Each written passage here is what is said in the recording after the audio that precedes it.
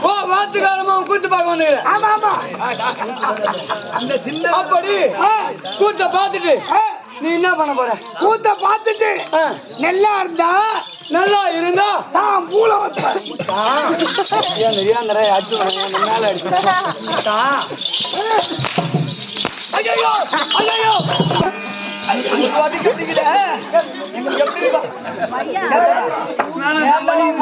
போட்டு காத்தவராயம் போவேன்.